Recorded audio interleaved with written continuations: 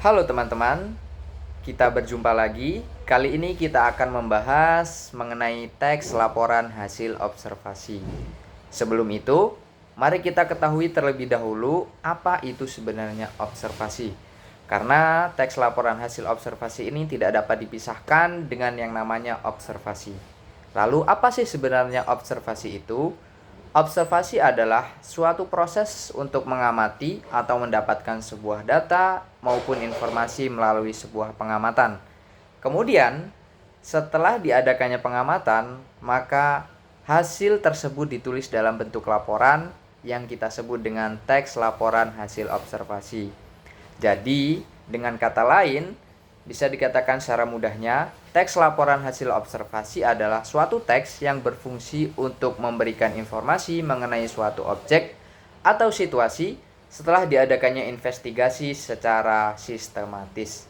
Kemudian, ke depannya, teks laporan hasil observasi ini kita kenal dengan namanya teks LHO. Nah, teman-teman, itu tadi adalah penjelasan singkat mengenai pengertian dari teks laporan hasil observasi. Selanjutnya kita akan belajar mengenai apa sih sebenarnya tujuan dari teks laporan hasil observasi ini atau teks LHO. Tujuan ini tidak bisa dilepaskan dengan dari pengertian teks LHO itu sendiri.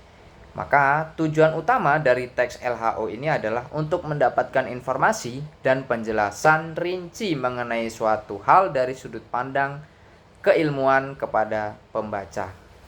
Jadi secara mudahnya dikatakan bahwa tujuan dari teks LHO ini adalah memberikan informasi dan penjelasan secara rinci mengenai suatu sudut pandang keilmuan kepada pembaca.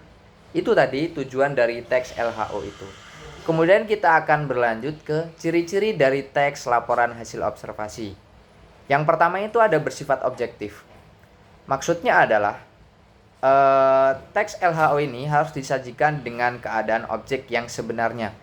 Tidak bisa ditambah-tambahi dengan sudut pandang tertentu atau sudut pandang pengarang itu sendiri. Jadi murni sesuai dengan data dan fakta yang didapatkan ketika melakukan observasi. Kemudian yang kedua, berdasarkan fakta. Nah, ini yang sudah saya sebutkan di awal tadi, berdasarkan fakta yaitu sesuai dengan apa atau sesuai dengan informasi yang kita dapatkan ketika melakukan observasi atau pengamatan. Kemudian yang ketiga, bersifat khusus atau spesifik. Maksudnya, topik atau objek yang dibahas dalam teks laporan hasil observasi ini sifatnya spesifik, sifatnya rinci ke suatu fokus pembahasan, misalnya tentang makanan atau misalnya tentang suatu fenomena, contoh berita boraks pada makanan. Nah, itu dia spesifik membahas di topik itu. Kemudian selanjutnya disajikan secara lengkap. Nah, ini yang perlu diperhatikan teman-teman. Teks laporan hasil observasi ini biasanya disajikan secara lengkap, mulai dari awal hingga akhir itu rinci struktur penulisannya. Kemudian kronologinya itu bagaimana, mulai dari pendahuluan, isi, hingga simpulan.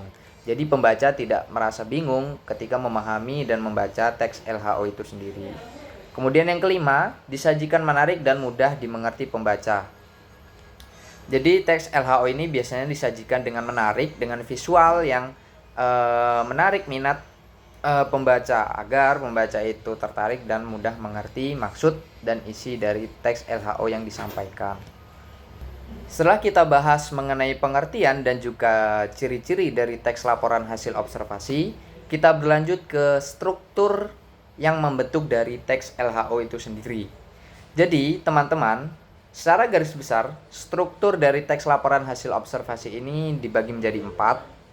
Yang pertama itu ada judul, kemudian yang kedua klasifikasi umum, kemudian yang ketiga deskripsi, keempat penutup atau kesimpulan. Secara lebih rinci akan saya jelaskan berikut ini. Baik teman-teman, struktur yang pertama adalah judul. Judul ini merupakan bagian yang menunjukkan topik utama dari teks laporan hasil observasi. Judul itu harus singkat, jelas, dan mencerminkan isi laporan. Nah, contoh judul yang baik itu adalah 1. Karakteristik dan habitat kupu-kupu di taman kota. Nah, itu contoh judul yang baik teman-teman. Kemudian selanjutnya yang kedua adalah klasifikasi umum. Nah, Klasifikasi umum ini adalah bagian yang menyajikan gambaran umum atau pengenalan awal tentang objek yang diamati.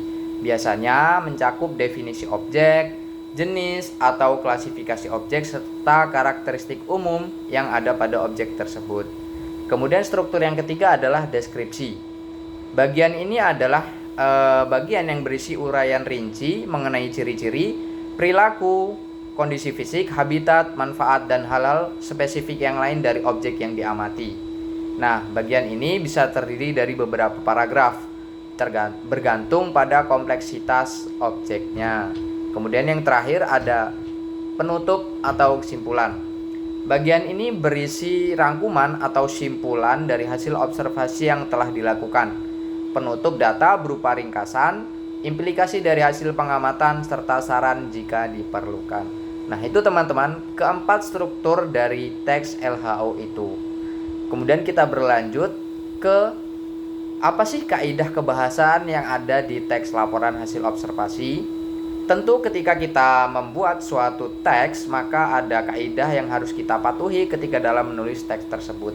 Nah, begitupun juga dengan teks laporan hasil observasi. Ada kaidah yang harus dipatuhi dalam menulisnya. Yang pertama itu menggunakan kalimat definisi.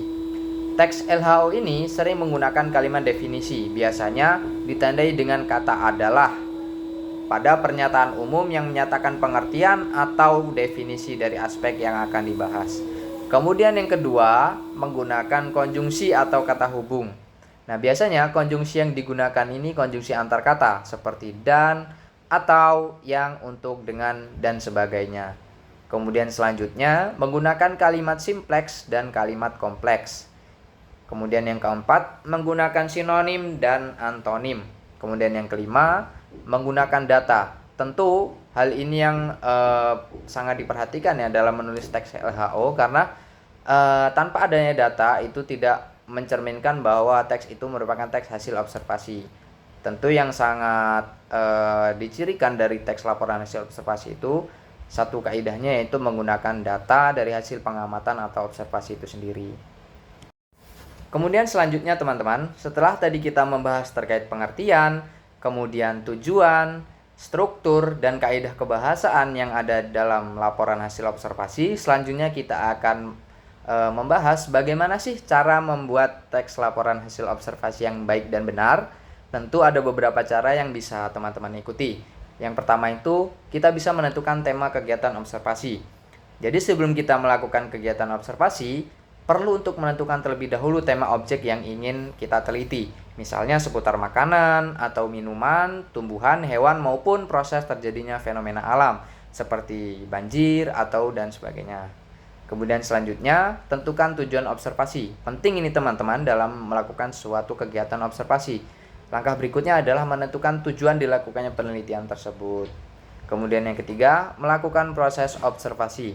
Sebelum kita menulis sebuah teks laporan hasil observasi, tentu kita harus melakukan kegiatan yang namanya proses observasi. Ini sangat penting dilakukan untuk mendapatkan informasi dan data mengenai suatu objek yang akan kita tuliskan dalam teks laporan hasil observasi.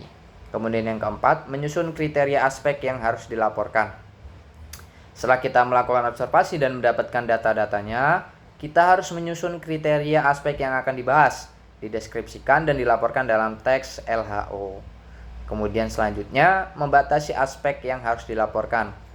Tentu yang namanya teks laporan hasil observasi ini merujuk pada suatu objek yang akan kita bahas. Nah, perlu kita tentukan batas-batas dari aspek yang akan kita laporkan. Kemudian selanjutnya, mulai mendeskripsikan unsur-unsur yang dijelaskan sesuai aspeknya. Berikutnya, melengkapi teks laporan hasil observasi dengan data dan gambar. Agar teks laporan hasil observasi ini kita terlihat valid dan kita ingin sesuatu hal itu bisa dinikmati dengan pembaca dengan dengan antusias yang menarik, tentu teks laporan hasil observasi ini perlu disertai dengan data dan gambar. Data yang mendukung dari teks laporan hasil observasi dan juga gambar yang kita sertakan. Selanjutnya yang terakhir, membuat simpulan hasil observasi. Setelah dari kegiatan yang telah saya sebutkan dari awal tadi, maka langkah yang terakhir adalah membuat simpulan dari hasil observasi. Dilengkapi dengan data dan gambar, membuat kesimpulan dari hasil observasi yang telah kita lakukan. Nah, itu teman-teman tadi pembahasan mengenai teks laporan hasil observasi. Diharapkan setelah ini teman-teman bisa memahami dengan baik apa itu teks laporan hasil observasi, kemudian bagaimana cara membuat teks laporan hasil observasi yang baik dan benar. Terima kasih.